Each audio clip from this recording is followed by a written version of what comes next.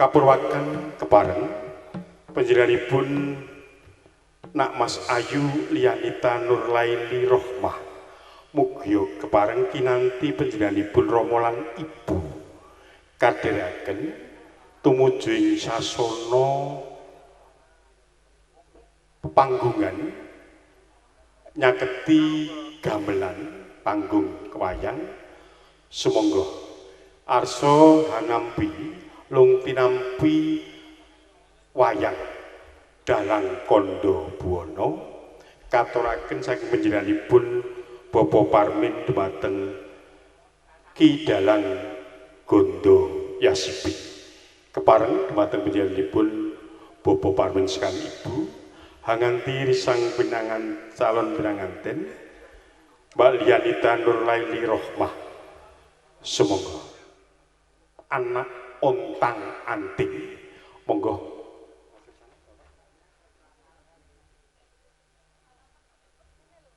panjenenganipun Bapa Dalang Ki Gondo Yasipin mugi kepareng ugi leraken sanjroning para tamu kakung sarputri sumangga kepareng dhumateng Pak Ditik ngaturaken wayang dalang kondo bono katuraken dhumateng panjenenganipun Bapa Parmin salajengipun katuraken dhumateng panjenenganipun Bapa Gondo Yasipin ingkang kepareng ngarsa handharaken pangruwatan ing dalu puniki kanthi ruwatan anak ontang anting.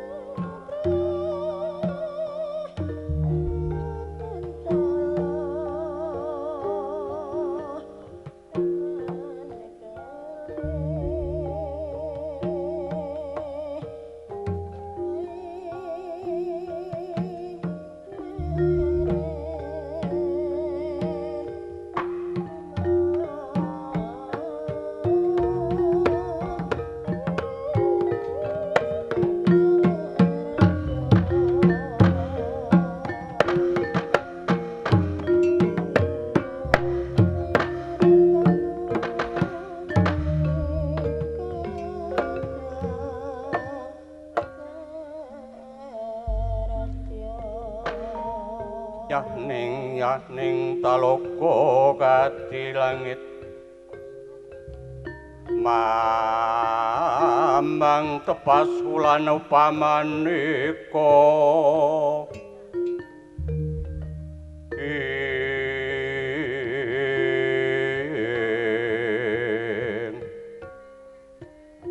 lintang yana daya sumawur Ong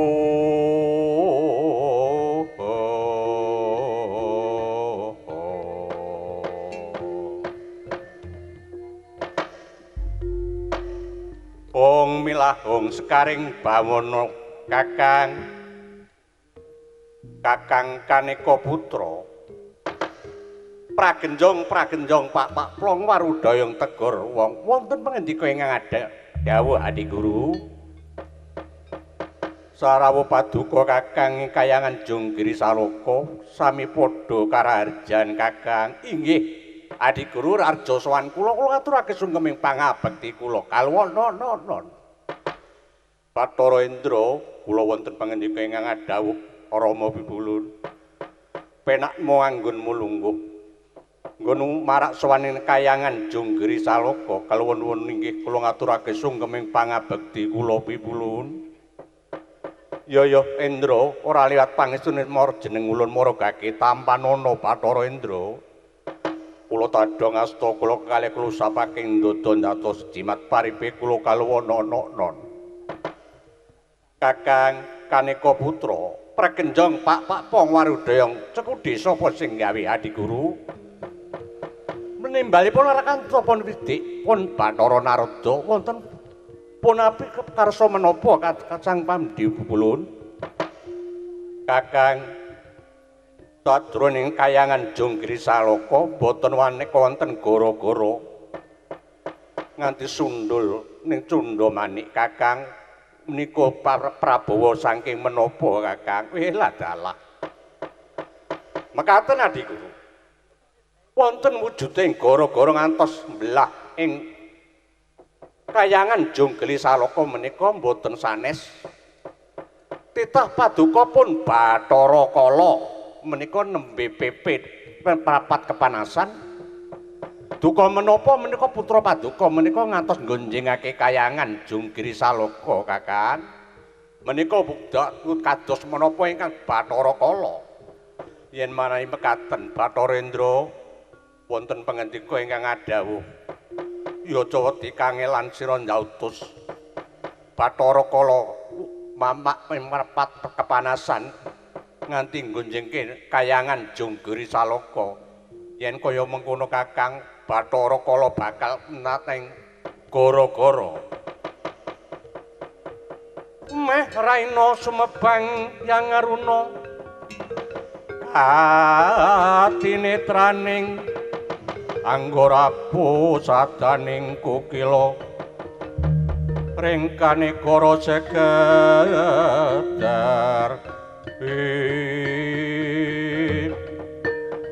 yen kaya mengkono Indra Budala pangilana pun dolar Bathara Kala kula nuwun pamit Rama Bibulun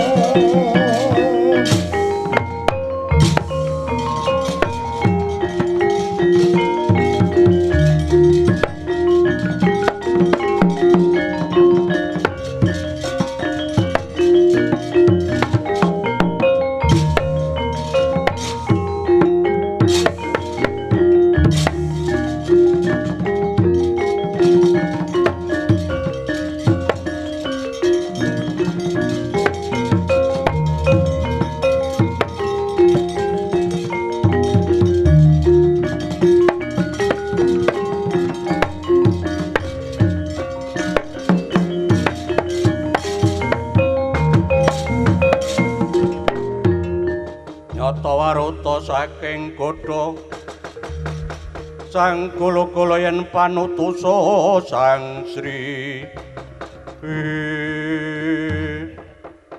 Wong milah wong sekaring bawana langgeng titanggir Bathara Kala wonten pangandika ingkang adhawuh Rama Wibulun apa dene wani mepe semedi ingkang panggana ing papat panasan nggih Bathara Kala nggih Rama Wibulun kula maneges marang Bathara Rama Wibulun rumiyin Kanjeng Rama Wibulun Bathara Guru nyagoi kalih kula yen kula kedah ngombe gedhe menungsa karo mangan daginge menungsa nganti sepene aku nganti maneges ning prapat kepanasan Rama Wibulun. Ya jeneng ulun ora bakal kalepan. Yen wong Bathara Kala bakal mangan gedhe menungsa mangan kuwi wujuding wong Sukerta kuwi rena apa pira Rama Wibulun. Ya. Dununge wong Sukerta kuwi ana selawe mung disanggit panengka mamrih gedel-gelese panuga ya Bathara Kala. Cacahe ana selawe iki sing pira piye wae Kanjeng Rama aku nyalu keterangan. Ya. Aja grusak-grusu ya nggih. Siji wong ontang-anting kuwi ya ndek wong siji duwe anak siji kuwi jenenge ontang-anting kuwi ya dadi pangane Bathara Kala. Kuwi wong ontang-anting, wong wadon ontang-anting utawa lanang ya kuwi jenenge ya ontang-anting padha. Kaping pindho kuwi jenenge Dana Kedhini. Kuwi ya dadi pakanmu yen ngono pakanku akeh banget Rama Wibulun. Kapit malih sendang pancuran kuwi darani lanang wedok lanang kuwi ya dadi pakane Bathara Kala. Kuwi ya dadi pakane yen ngono pakanku akeh banget. Ya aja kesusu jatahe selawe wong Murwakala kuwi cacahe selawe bakal wayu dadi mangsaku ya Rama Wibulun. Ya tak jlenteno ora bakal ketekan jane ya ana 146 nanging diadati ana Murwakala tengah antara kuwi kabeh dadi panganmu mung selawe kuwi nggih Bathara Kala yen manakaten Rama Wibulun kula nuwun pamit badhe mados tiyang Sukerta ontang-anting dados pakan Pandhawa 5 nggih dados pakanen kula Rama. Ya sing ati-ati Bathara Kala aja kaya bocah.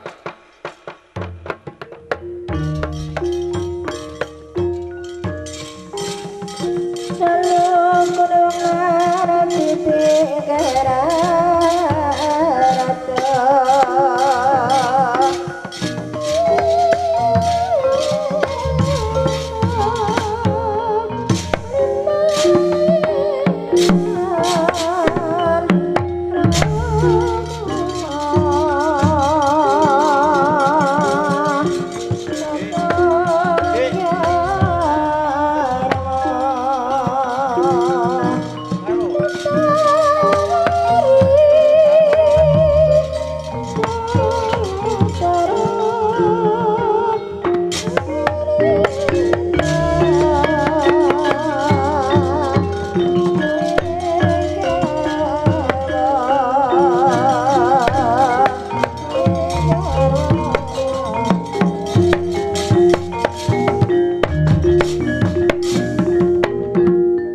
adalah pergenjong pak plong nangka bosok kemropyok mung kalibetane Adi Guru wonten pangendika ingkang adhawuh Kakang yen kaya mekaten mun kuwi mongko tiyang niku gadah laris tunggal utawa Dana Kedhini ya bakal dimangsa wong sak donya bakal telas dimangsa karo Bathara Kala kados pundi Adi Guru kados pundi Kakang kelepian nggonku paring dawuh marang anak kula pun Bathara Kala.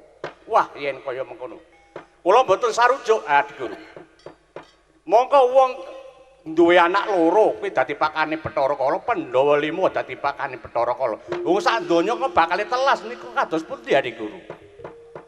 Kados pundi Kakang? kula sampun kelepian nggon paring dawuh marang Bathara yen kok manami kekaten kula mboten saruja Adi Guru bakal kula suda pakane si Bathara Kala yen manami pekaten Kakang monggo Prabu Wasisa Bathara Kala ampun kedelarung yen mekaten kula nuwun pamit wah legan golek momongan iki.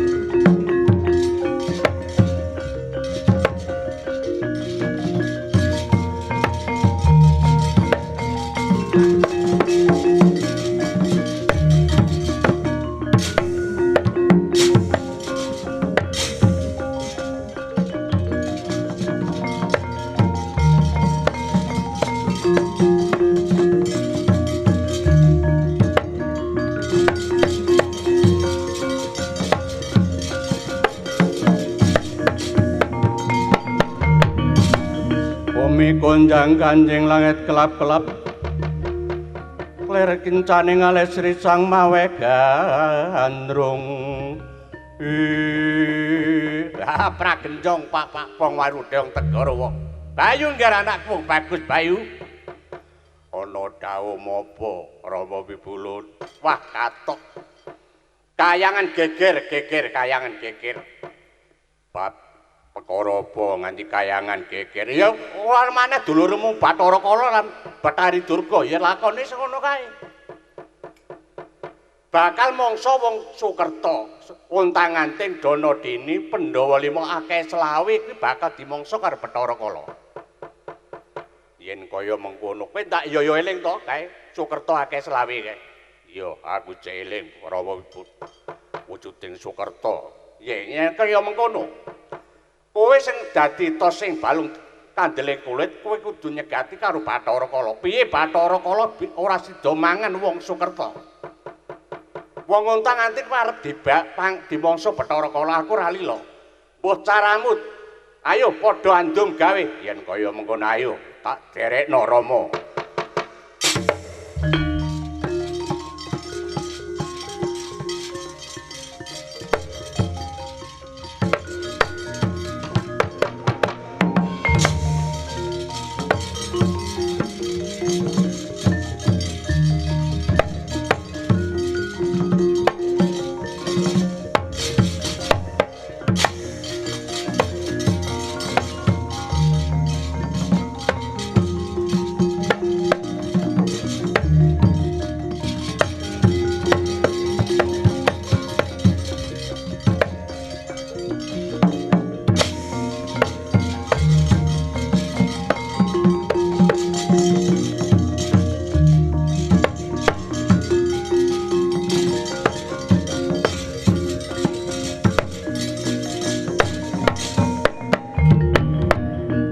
Waruta saking kutha sang kala-kala yen panutusa sang Sri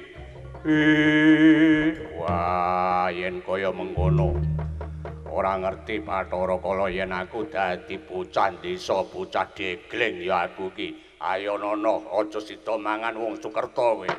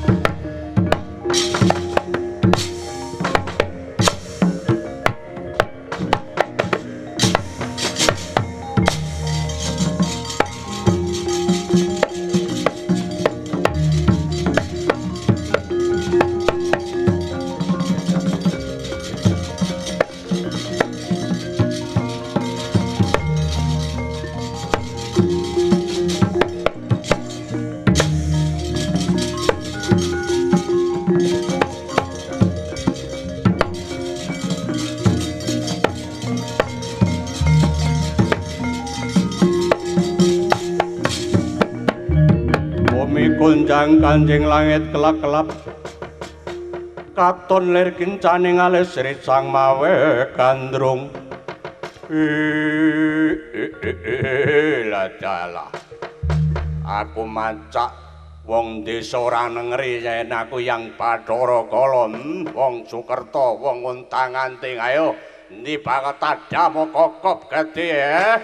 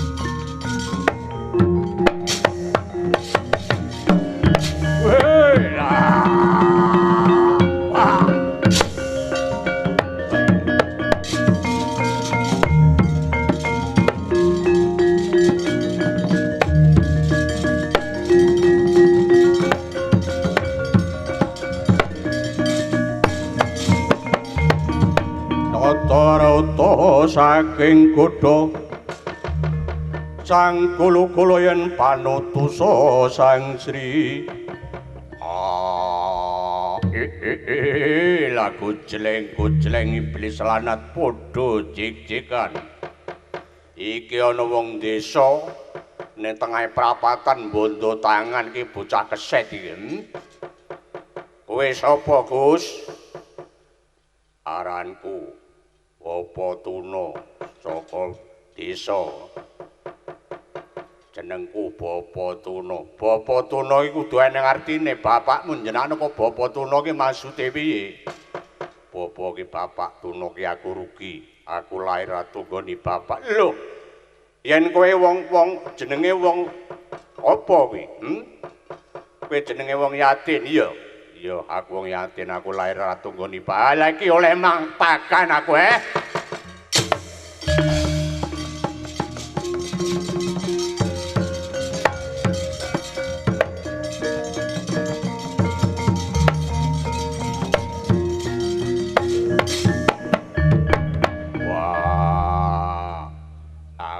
Delangap ucapmu. Yen aku tadi mangsamu arep pokop gedheku ki maksude apa? Kowe bocah yatim, kowe lair ora tunggoni bapak. Kowe dadi pakanku ke wong Sukerta. Kowe ngerti walang kae. Ya piye? Walang kae dicotol pitik bisa kejer-kejer. Yen kowe bangga apa-apamu, kokop gedhemu tak telakmu suwek.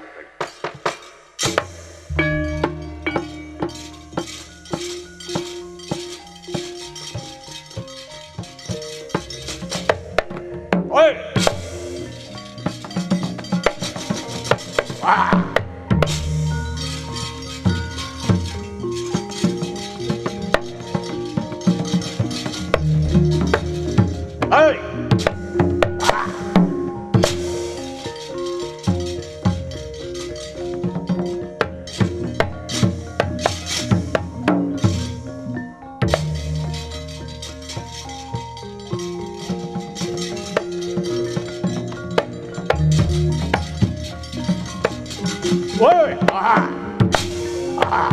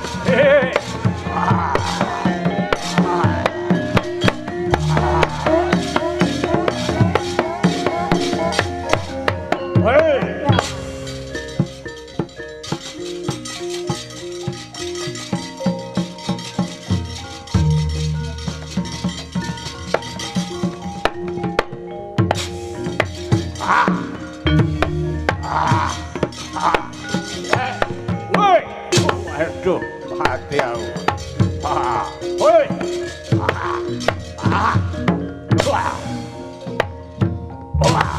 Aduh, mati aku.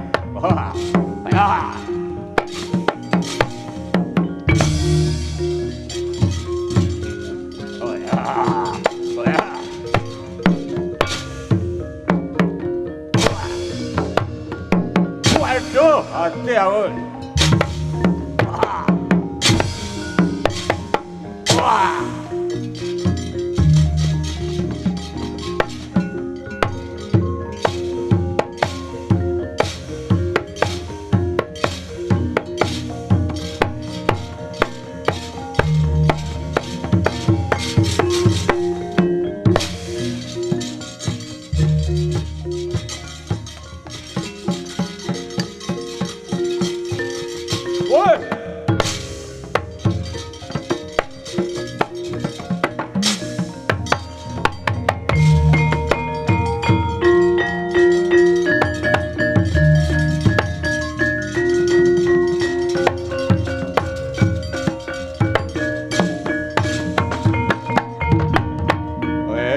Dalah bocah desa tangane atos.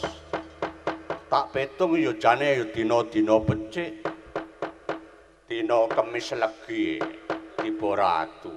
Ditungane ya menthek kemil. Penjoto kemil lho, padahal tiba kemil. Kok malah raiku diantemi bocah wil. Ndak titeni angger bapa tuna, ndak singkiri golek liyane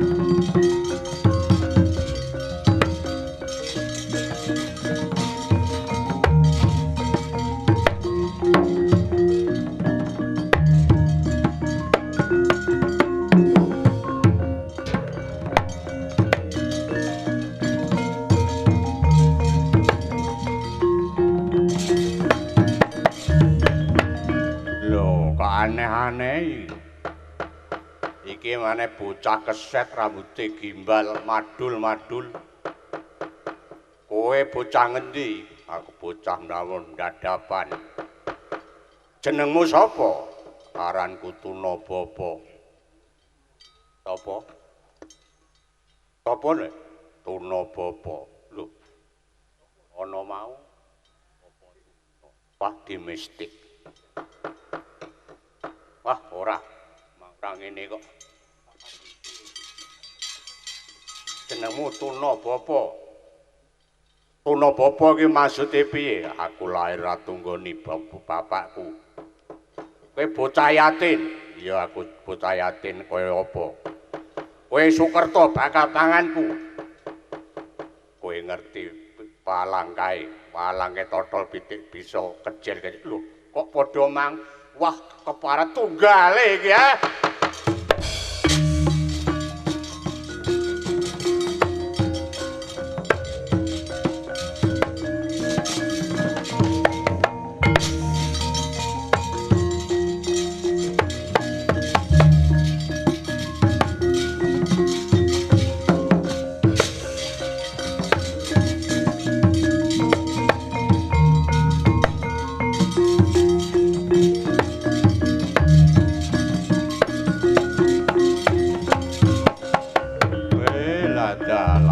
Do apes awak. Arep mangan wis bocah ora ngerti bocah Sukerta wong loro lho, bocah yatin lho, kok bisa aku malah diantemi rae kuwe. Yen kaya mengkono, anggerane muni bapa tuna-tuna bapa ndak singiri. Goleki liyane bocah untang-anting tak golek dadi mangsaku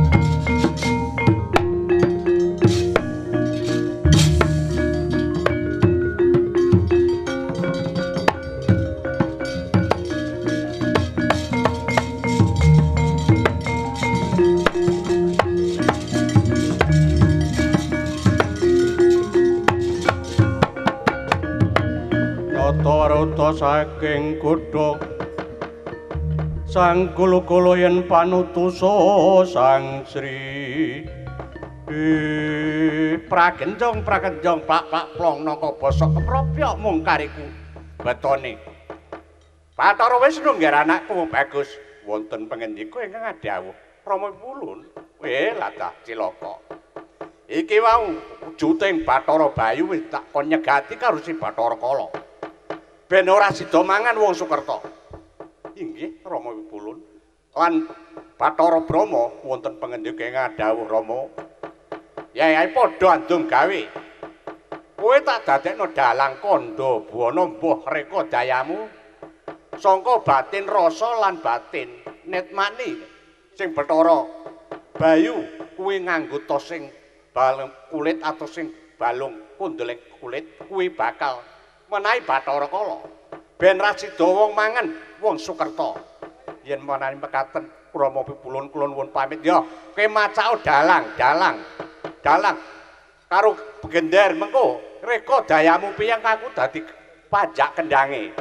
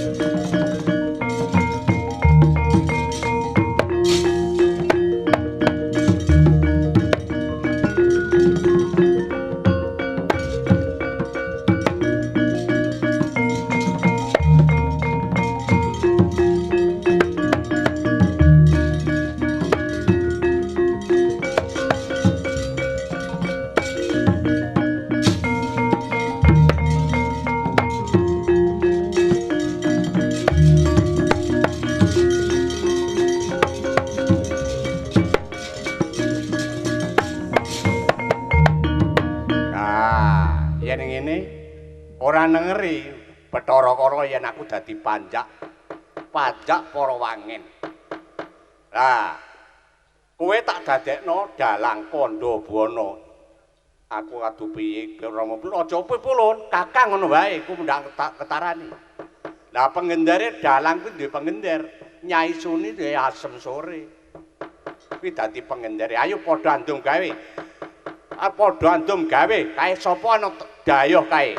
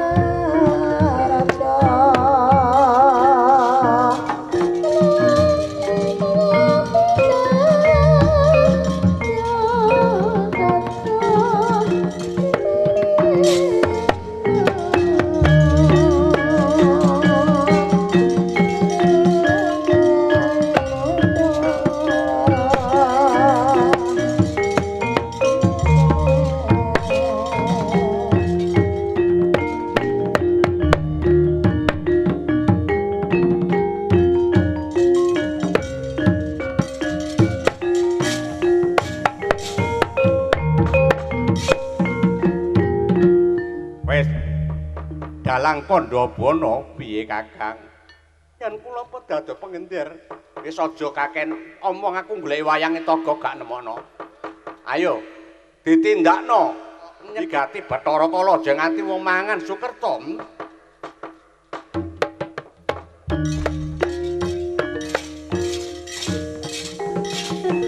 Dari kalong rondo reka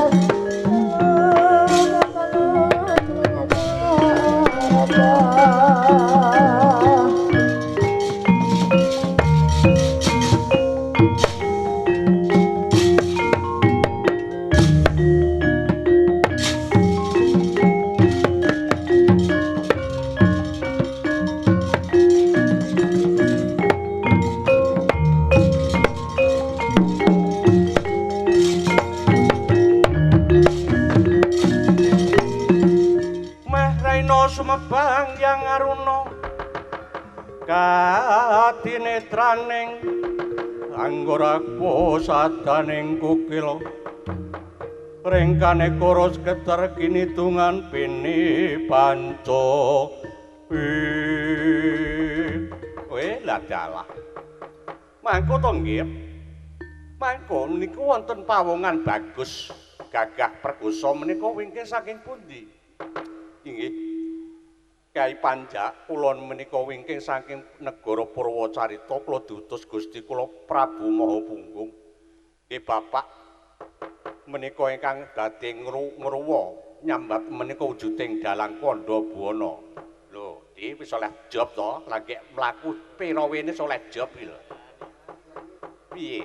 Iki tanpa Bapak Toto rasa teko kene awake dhewe. Mula kudu nyukuri kandhani kok kaya ngono nggih. Kula menika badhe kula diutus menika Gusti kula Pur Prabu Mahapunggung negara Purwacarita badhe ngruwa putrane Pangaran Lianita menika nyandang Sukerta badhe diruwat menika kangge dalang Kandhabanaya. Yen kono tindakno. Aku bakal teka mengko tindakno yen maneh mekaten kula nuwun pamit. Ya, ndak pamiti muga-muga aja eneng apa-apa. Dadi gawe nggon bakal ngayahi. Ngilangi Sukerta. Menawa mekaten kula nuwun pamit.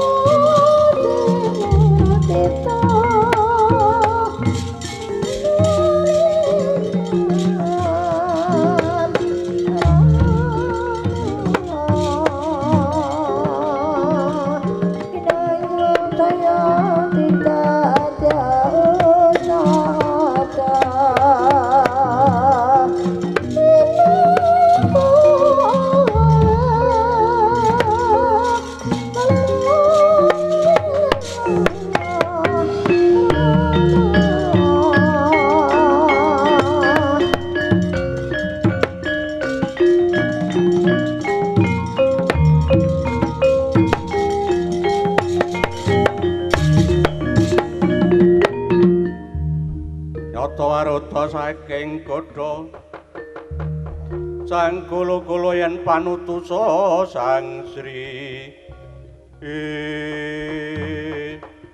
ya jagat dewa jagat pangestungwara matur nuwun kaidalang Kandhabana sampun dugi negara Purwacarita kula Prabu Mahapunggung bakal kula nuwun senjata pitulung kula gadah lari menika namine Sukerta saged ngilangi Sukerta menika Alina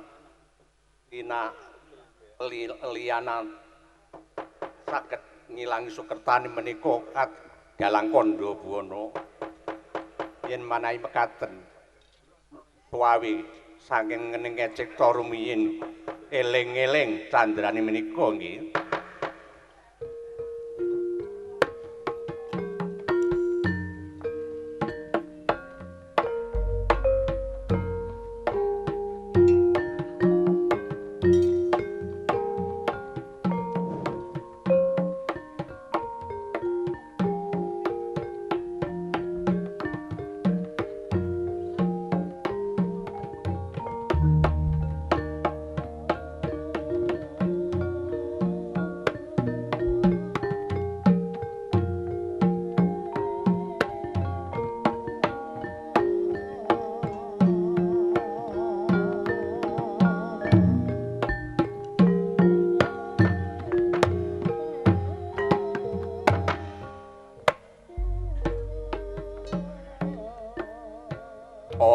Mawi genam astu mugi rahayu sagung dumadi.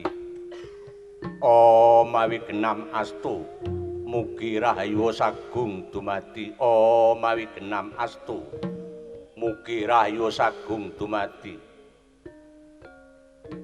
Wonten geni saka jagat etan rupane putih lebur nglebur Sukerta ngilangi Sukerta ngilangi Angkara murka sageta mulya lebur saka geni saka etan.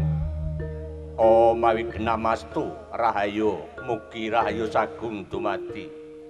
Wonten geni saka kidul rupa kuning bisa nglebur Angkara murka Sukerta sageta ilang Sukertane ilang kamurkane sang dilebur saking geni saking kidul. Mawi genamastu mugi rahayu sagung dumadi. Wonten geni saka kulon rupa abang saged nglebur Angkara murka nglebur Sungkala ngilangi Sukerta saged dilebur saking geni saking kulon. Mawi genamastu mugi rahayu sagung dumadi. Wonten geni saka jagat elor rupa ireng ngleburake Sukerta nglebur Angkara murka bisa ilang Sukertane. Rahayu rahayu saking mawi genamastu mugi rahayu sagung dumadi. Wana geni saka tengah rupa pancawarna warna wujuding 5 rupa abang kuning ireng lan kuning bakal nglebur Sengkala nglebur Jim Priprayangan nglebur Gendruwo Tetekan Angkara murka Jim Priprayangan elo-elo Banaspati. Pyak.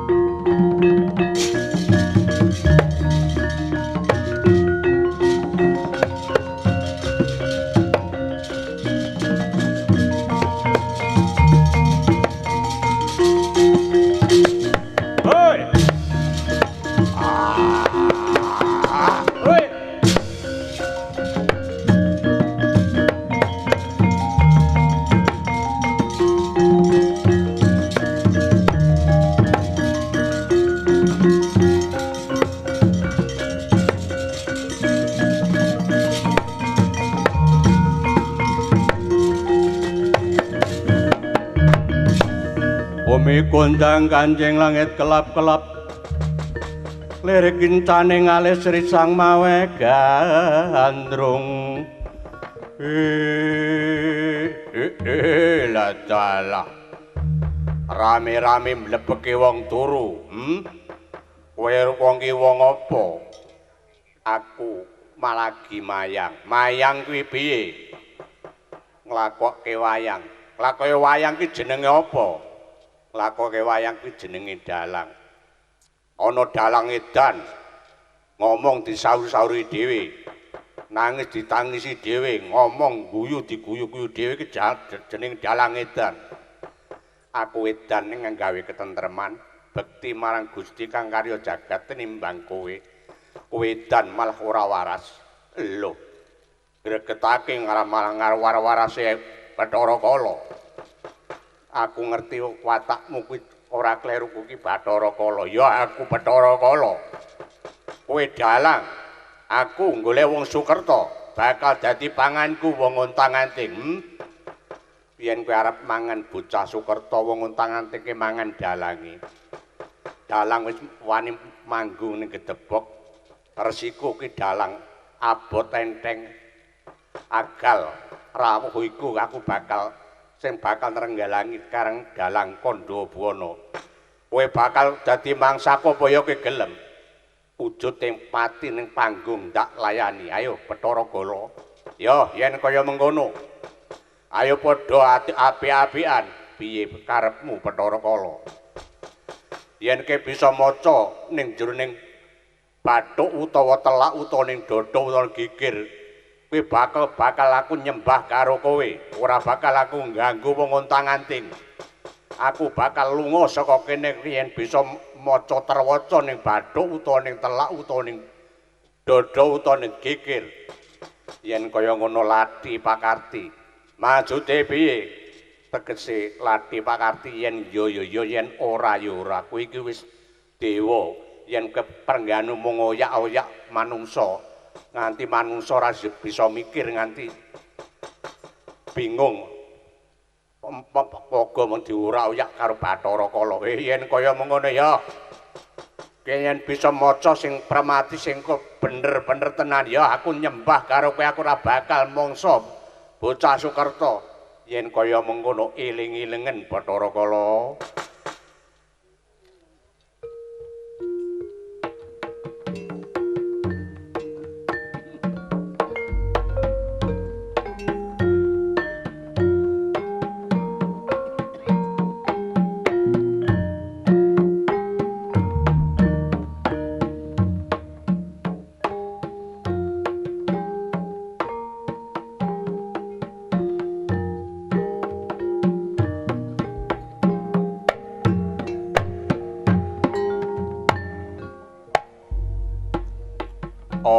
Mawi genam astu mugi rayu sagung dumadi.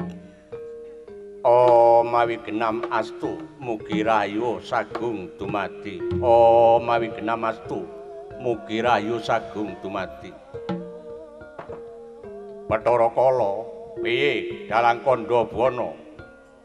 Rungokno ning bathukmu ki sejarah Purwakala. Sejarahe Bathara Kala. Mawi genam gilang-gilang ana ibu ning Pertiwi ingkang pecan ning libar sing samudra, ana lembak-lembak dudu daging, ana getih dudu getih, aranmu sangka kemali ya kama salah. Kalimulya muta nganti ngenterake lesus lindu pamageteran marang ugir peneng prahara ing segara pramnaning patuko sangantuning rajah Cakra saking yang jagat Girinata. Mawi genam astu mugi rayu sagung dumadi. Kuwi sak jroning ning tulisaning bathuk. Yen ning telak jenenge apa?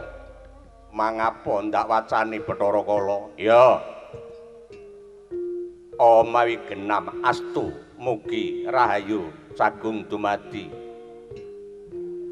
Kang lumereng kena lara Wisnu kurang lara lungguh ning otot lan amperu. Kang lara mulya Sang Bathara Brahma. Bathara tan kena lara lungguh ning daging lan getih.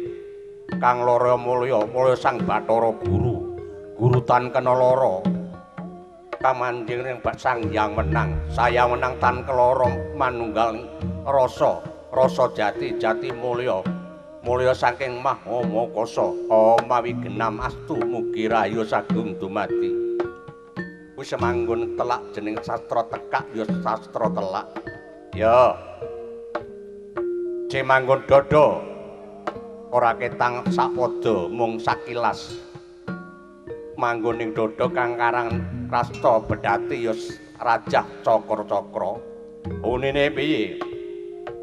Yamaraja Marimana sang Marimana kaduna sang Dayadayi yang Jayada ya Jayaduta yang Uma ya Musti sang Hama ya Umawati ya sang Hama Mahasiya kuwi diarani Sening Dada ya yen manggon dada jenenge Trasta ganing dekat Lajrah Cakra ya wis bener Dalang Kandha Buwana yen manggon geger jenenge apa yen manggon geger mung kura ndak wacane ya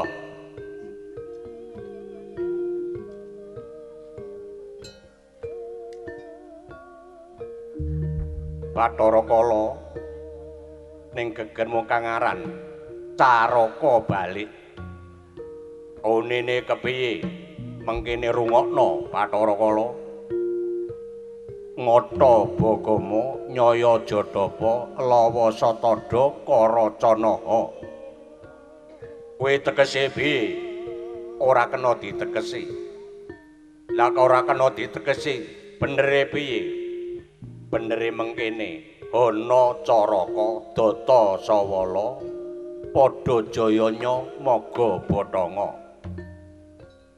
yen Hama kuwi kecepe ana ki ana tusan sing dutus sapa sing dutus para umat ya manungsa ing Arcapada iki napa kon nindakno amal saleh saged mung ora kabeh saged ayem tentrem kuwi jenenge ana lah Data kidat tegese urip yen dadi dat urip aja suwala tetep tindak monggonganmu urip ya tetep aja suwala sang Gusti Sang Maha Kuwasa ya bener kuwi jarane dat padha jaya padha digdayani manungsa duwe sedulur papat kan warna ireng abang kuning lan putih jenenge Alwamah Supiyah Amarah Mutiyanah mula Bathara Kala yen manungsa urip nek iso dikendhaleni angkara murka aja murka nganggo dicanistu nganggo dikendhaleni kamurkanmu ya bener kabeh kandhamu Dalang Kandha Buwana yen kaya mengkono tindakno jane tutur becik ning manggone ning geger kowe ora bisa ngerti mripatmu tulisane diwalik mulane Bathara Kala ki Bathara Wanci mung isih temung oyak-oyak wong manungsa ning Arcapada alam padang alam peteng nganti menungsa ora bisa menggalih nganti bingung pating blesat pating ora bisa mikir amarga mbok oyak-oyak tiap sak polah tingkahmu kowe goleki wong Sukerta kaya ngapa kowe rupamu wujuding kaya barongan kowe besik matimu bakal dicemplungi kawah jero candra waduh Kakang jaluk sepura Kang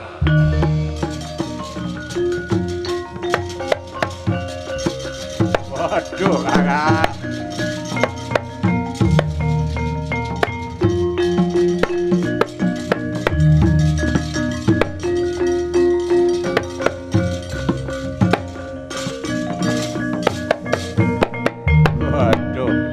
ya yen kaya ngono aku wis ngrumangsani Dalang Kandha Buwana aku diweling karo pipulun Bathara Guru sapa sing bisa maca ning bathuk utawa ning telak utawa ning dada utawa ning geger yen ra bapakku ya sedulurku tuwa kowe tak aku sedulurku tuwa ya Kakang ya wis aku ora bakal ganggu karo bocah Sukerta bocah untang-anting Dalang Kandha Buwana yen kaya ngono aku njaluk pamit sak bubare sampean mayang aku njaluk gedebok siji kanggo apa Bathara Kala bakal tanggo lomban ning Segara Kidul ya yen kaya mengkono ya tak inayo wis aku ora bakal ganggu nggonmu mayang ora bakal ganggu wong Sukerta aku njaluk pamit Kakang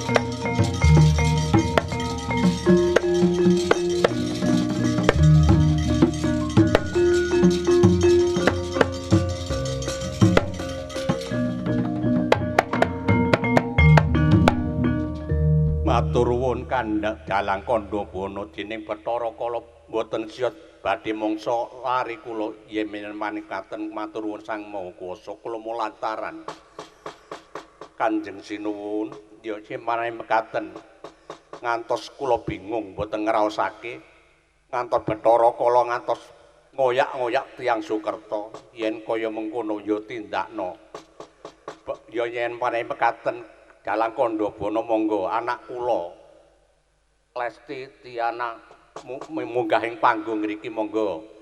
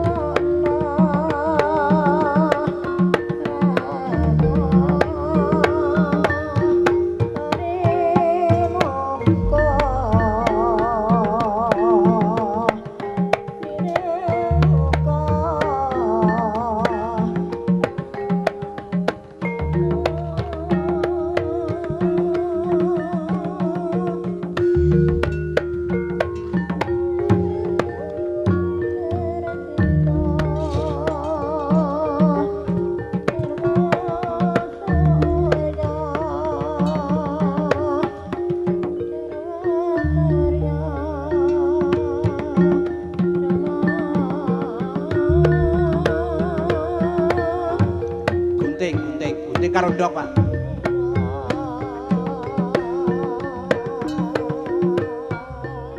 Assalamualaikum matur nuwun babarakatuh. Anak kula Lianita lan sinten Bu Noleri Rohman nggih. Dari putri dari Bapak Parmin nggih lan Ibu Erna Analia nggih Nalianati nggih nggih suwun monggo niki diiring-iringake eling-eling nggih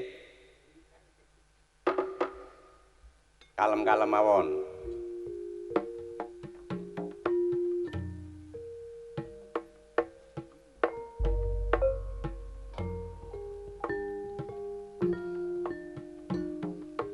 mengke rombongan yoga mengke tiap banting nigan di langsaran apa ya nyuruh biasa susun nggih Om mawi genam astu mugi rahayu sagung dumadi Om mawi genam astu rahayu mugi sagung dumadi Om mawi genam astu mugi rahayu sagung dumadi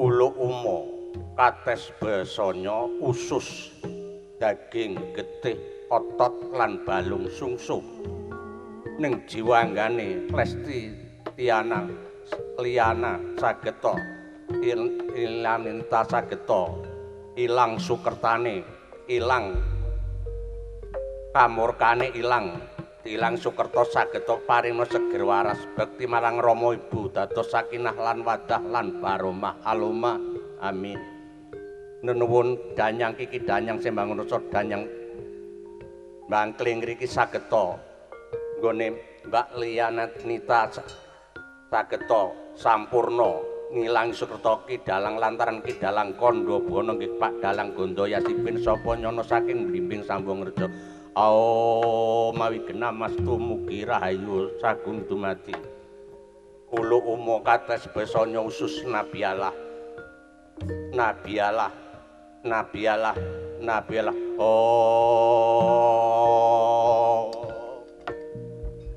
Bintang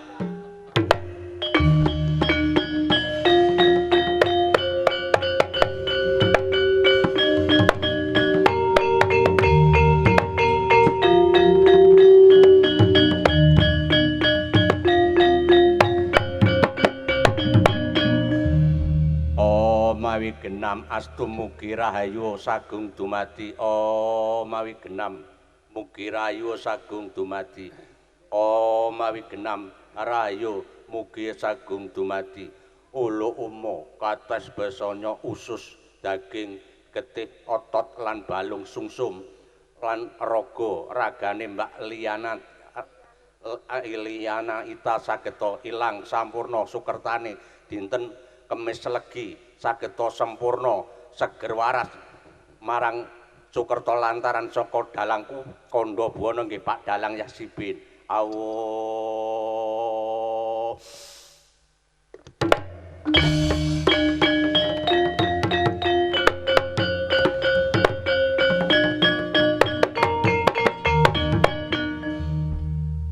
Mawi genam astu mugi rahayu sagung dumadi mawi genam astu mugi rahayu sagung dumadi mawi genam astu mugi rahayu ulu umo kates besanya usus daging getih lan balung lan sungsum sageta ragane Mbak Lianita sageta sampurna ilang sukertane sageta paring seger waras bekti marang Rama Ibu sadosa sakinah mawaddah lan baromah Allah.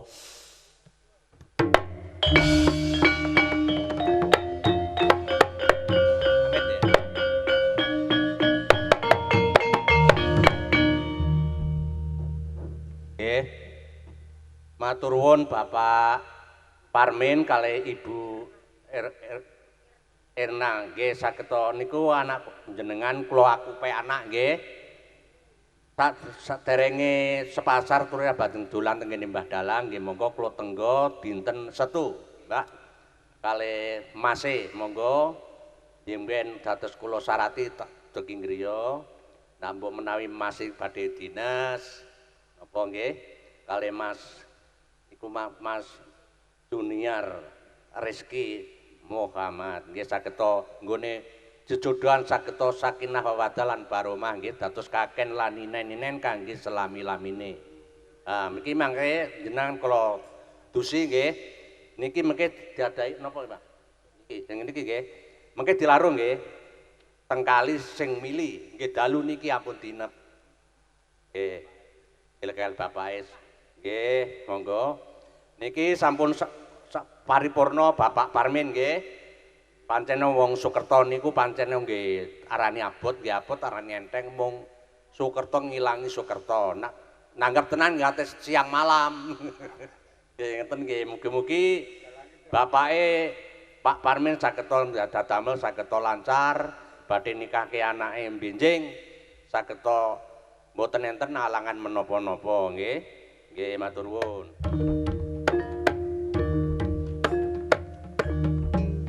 Wineng kuwang sayang tidak jauh sada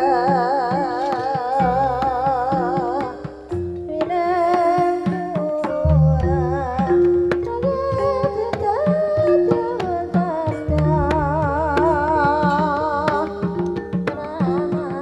kuwang sayang tidak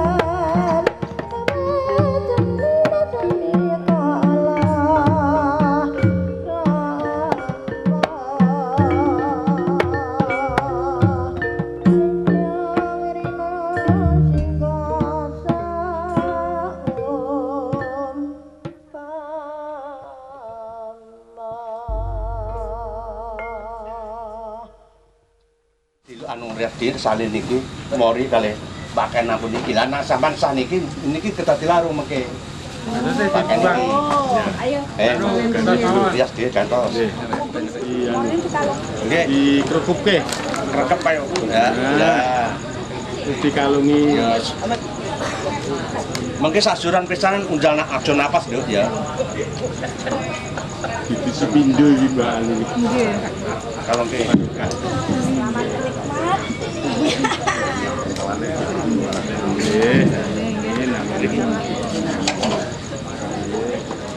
Assalamualaikum warahmatullahi wabarakatuh. bapak-bapak, ibu-ibu, kula nuwun idi pangestu kula badhe ndusi anak kula Lianita sageta ilang sukertane dinten Kamis Legi nggih. Sageta Sengkala Rubito, sageta waras, gagas waras anakku wedok Lianita sageta sempurna bekti marang Rama Ibu, sageta sakinah mawaddah lan baromah alomah. Amin.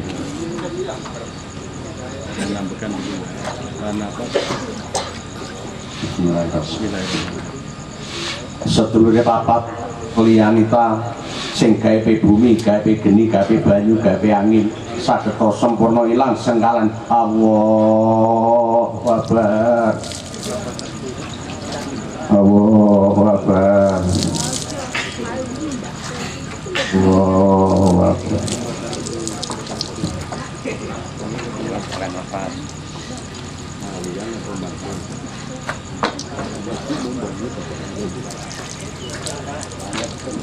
Sedulure papat Lianita sageta sempurna gagas waras sing gawe bumi, gawe banyu, gawe angin suwasana ingkang geteri. Selamat Allah. Sedulure papat sing metu lair barang sawat manggon kiblat papat 5 panjer 6 kang mbok wong 7 kang kulung-kuli kakang kalah hari-hari. Sedulure tuwa alih Lianita sageta sempurna ilang sengkalane dinten Kamis Legi. Allah Allah Allah.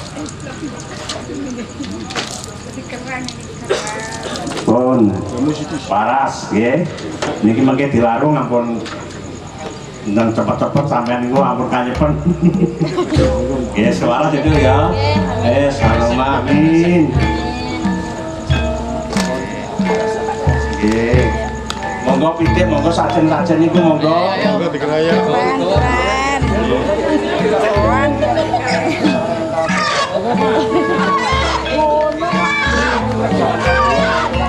Anu kan gerek anu ra bener apa. Iki kan bagi gerek. Panjang-panjang. Yo anu monggo.